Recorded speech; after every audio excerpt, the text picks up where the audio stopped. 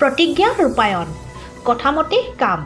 অপেক্ষাত আছিল ইউপিপিএল চৰকাৰ গঠন কৰাক লৈ প্ৰতিজ্ঞা আছিল ইউপিপিএল চৰকাৰ গঠন নকৰালৈ চুলিদাৰী নাকাটে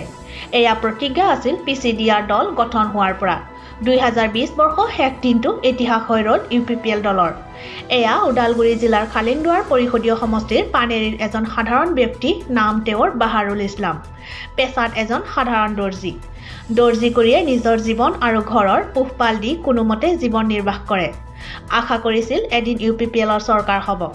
কাৰণ বিপিএফ চৰকাৰৰ দিনত হেনো একো সা সুবিধা নাপালে হেয়ে নিজৰ কাম এৰি এইবিলি দেহে কেহে ইউপিপিএলৰ হৈ প্ৰচাৰ মাধ্যমতো দেখা গ'ল আজি 2020 বৰ্ষৰ শেষ দিনত তেওঁৰ যি প্ৰতিজ্ঞা আছিল আজি ৰূপায়ণ কৰিলে তেওঁ বহুদিন ধৰি চুলি নাকাটি আজি দাড়ি চুলি কাটি প্ৰতিজ্ঞা পালন কৰিলে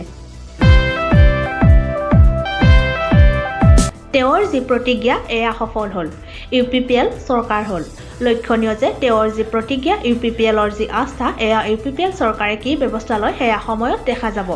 আমিও নিউজ 24 বডলেণ্ডৰ তৰফৰ পৰা অনুৰোধ বাহাৰুল ইছলামৰ জীৱন নিৰ্বাহৰ বাবে ব্যৱস্থা লয় যেন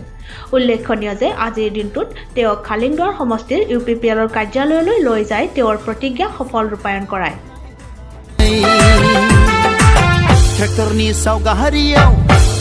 সমষ্টিৰ জিচিডিচিৰ এজন সাধাৰণ মানুহ মোৰ নাম মোহাম্মদ বাহাৰুল ইছলাম মই পিচিডিআৰৰ পৰা দাড়ি চুলি কাটা নাই আজিলৈকে অৰ্থাৎ আজি এতিয়া আমাৰ ইউপিপিএল হৈ জন্ম পাইছে গতিকে মই স্বাধীন হ'লোঁ আজিৰ পৰা মই বহুত সুখী হ'লোঁ গতিকে মই আজি চুলি দাড়ি চব ঘূৰাই দিম ইয়াত একেবাৰে একো হেৰি নাৰাখোঁ আৰু মানে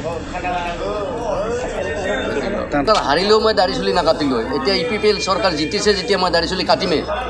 মানে একদম ঘূৰাই দিম আৰু মানে মোৰ ইয়াত কোনো এটা হেৰি নাই আৰু মই শপত খাইছিলোঁ পিচিডিআৰৰ পৰা মই যেতিয়ালৈকে পিচিডিআৰে জিতিব নোৱাৰে তেতিয়ালৈকে দাড়ি চুলি নাকাটিম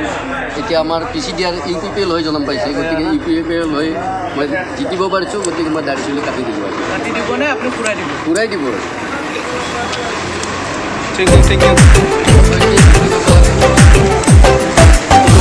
Thank you.